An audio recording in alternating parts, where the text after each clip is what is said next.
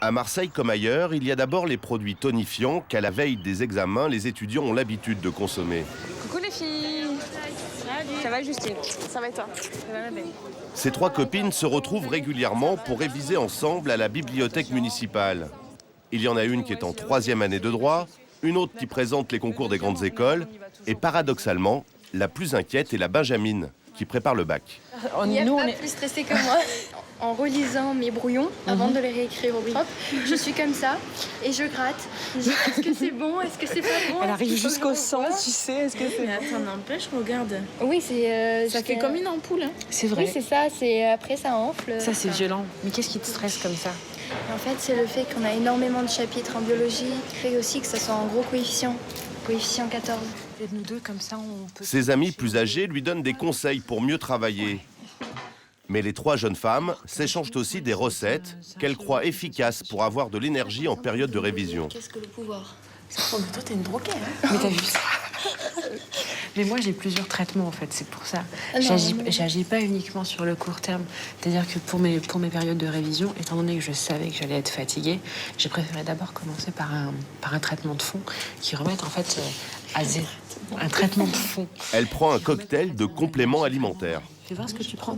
C'est ça, ça me mais j'en avais c'est à la Ah oui, cérola. la cérola plus. Moi, je me suis dit au début, c'est juste une vitamine C, ça sert à rien. J'ai essayé, mais j'ai la pêche toute la journée. C'est et vrai je démoralise pas du tout. J'ai vraiment envie de bosser et tout. Il nous demande Ah oui, d'utiliser c'est un gros. quart. Parce que si on prend tout ça, on dort pas pendant une semaine. Hein. C'est un quart pour toute la journée? Il faut un quart toute la journée par jour. Un quart par jour. Parce que sinon, ça fait un taux de vitamine C important. Elle carbure au comprimé d'acérola. Plusieurs marques en proposent. C'est un fruit amazonien qui contient 30 fois plus de vitamine C qu'une orange. Parce qu'il y a de la taurine aussi dedans, dans celui-là. Ah oui, tu en vois. plus... La taurine. donc c'est... Moi, on m'a dit celui-là, et en plus, il y a écrit exprès préparation aux examens, mémoire, concentration. La dernière a donc choisi la taurine, un ingrédient que l'on retrouve dans les boissons énergisantes. Oh, c'est la nouvelle béquille des étudiants. C'est important de les avoir parce que sinon, on n'est pas productif. Comme elle, un étudiant sur 5 consomme des tonifiants. Et ça ne date pas d'hier. On a connu l'huile de foie de morue vantée pour ses propriétés nutritionnelles, les eaux chargées en minéraux ou les tisanes apaisantes. Aujourd'hui, l'offre dans les parapharmacies s'est décuplée, notamment à destination des étudiants. Sans ordonnance, on vous promet de l'énergie avec la traditionnelle vitamine C ou avec ces ampoules à base de taurine. L'ennemi, c'est le stress. Beaucoup de marques l'utilisent sur leurs emballages. Et puis, il y a la mémoire, qu'on peut aussi, paraît-il, développer grâce à ces produits. Mais quelle est leur efficacité? Éventuellement, les dangers de ces produits? Jean-Michel Cohen, nutritionniste, mais surtout ancien étudiant en médecine, préfère en sourire. Quand on préparait notre internat en médecine, on était très peu à ne pas prendre ce genre de produit parce qu'on raisonne toujours sur le principe de même si c'est pas efficace, de toute façon ça fait pas de mal. C'est en général les mêmes produits qui tournent depuis assez longtemps. C'est sur la façon de les présenter, c'est sur les formes galéniques, c'est sur la simplicité de la consommation, c'est sur les prix qui ont baissé pour la plupart. Voilà, mais c'est surtout là-dessus que ça a changé. C'est pas sur la nature des produits. On réinvente pas l'humanité. Hein. Les étudiants français dépenseraient tout de même beaucoup d'argent pour ces potions magiques.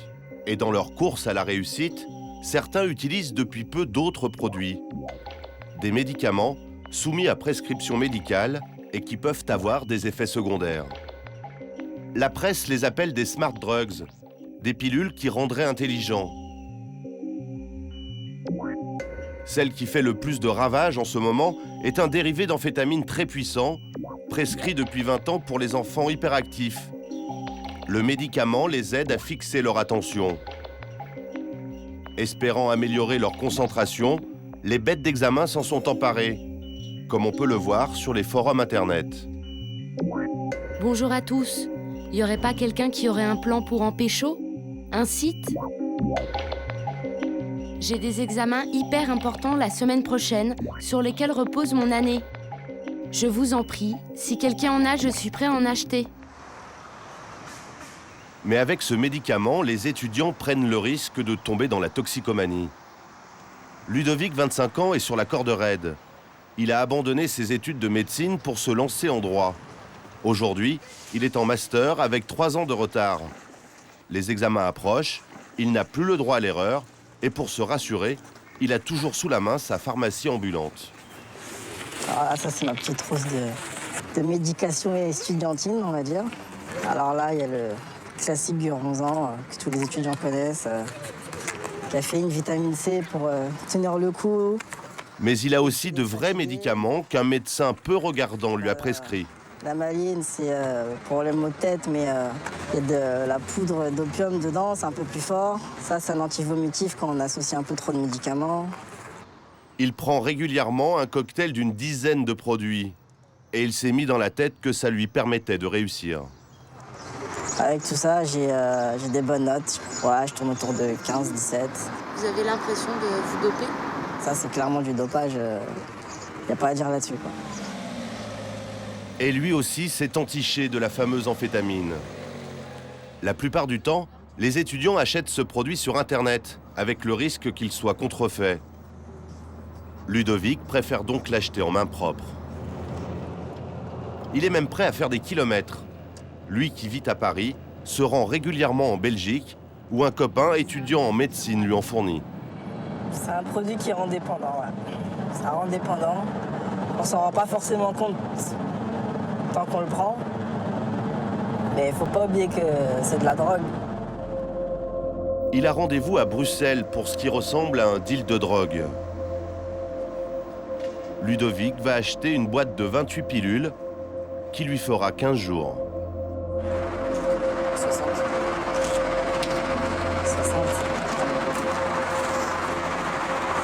C'est du combien que tu m'as donné? C'est du combien que tu m'as donné? 18. Ouais, ok, merci. Comme d'hab, quoi. Vendre ce médicament sous le manteau, c'est assimilé à du trafic de stupéfiants. Mais ça n'a pas l'air d'inquiéter son copain. Moi, je suis en médecine. En fait, j'essaie d'enseigner vraiment tout ce que je peux. Allez, hein, bonne soirée, bon courage. En passant la frontière avec ce produit qui n'est autorisé que sur ordonnance, Ludovic peut lui aussi être considéré par la police comme un trafiquant de stupéfiants. J'ai récupéré ma boîte de 18 mg. Il risque de la prison avec sursis et une amende, ce qui briserait ses rêves de carrière dans la magistrature. Avec plus de sécurité. Alors, comme un passeur de drogue, il reconditionne ses pilules. Il les transforme en poudre avec ce mixeur. Et vous pensez que ça, c'est infaillible pour pouvoir passer la douane?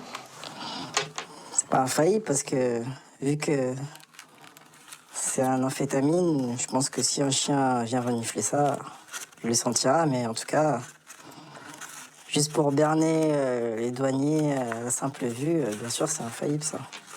Et voilà. On a une gélule qui est parfaitement camouflée. Sa drogue a pris la forme de gélules d'un simple complément alimentaire. Il n'y aura pas de contrôle sur la route du retour.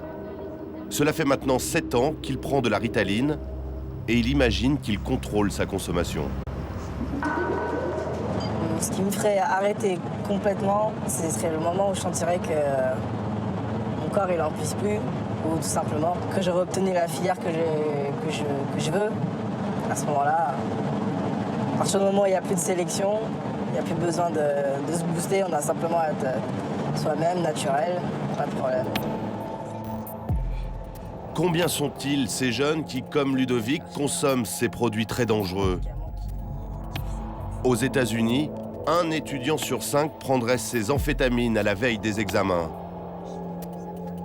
En France, il n'y a pas d'études chiffrées, mais cette pratique fait déjà des dégâts. À 19 ans, Olivier doit régulièrement consulter son médecin. Il a un problème cardiaque. Respirez. Ne respirez pas. Et c'est typique. Hein. On a une fréquence cardiaque extrêmement rapide, qui est à 117 par minute. Ça va entraîner une fatigue. On continue. Vous avez le cœur qui bat très vite. Et souvent, c'est lié à ce genre de consommation de produits. Quand on sait que le rythme cardiaque d'une personne sédentaire est de 60, il est pratiquement au double. 10 jours plus tôt, Olivier a fait une surdose de Ritaline.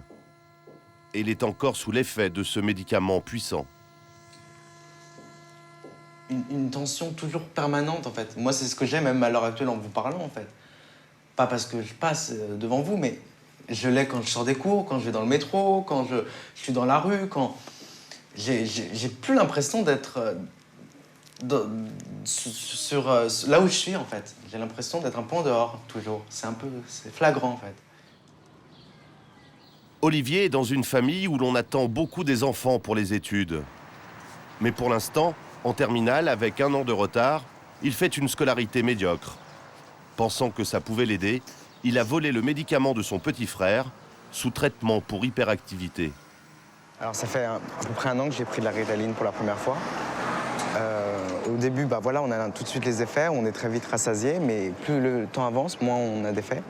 Et c'est-à-dire qu'on en prend toujours plus, et ça donne un côté assez destructeur, dans le sens où on n'est jamais comblé en fait. Début mai, à l'approche du bac, la pression est trop forte. Olivier perd pied, il absorbe d'un coup 28 comprimés.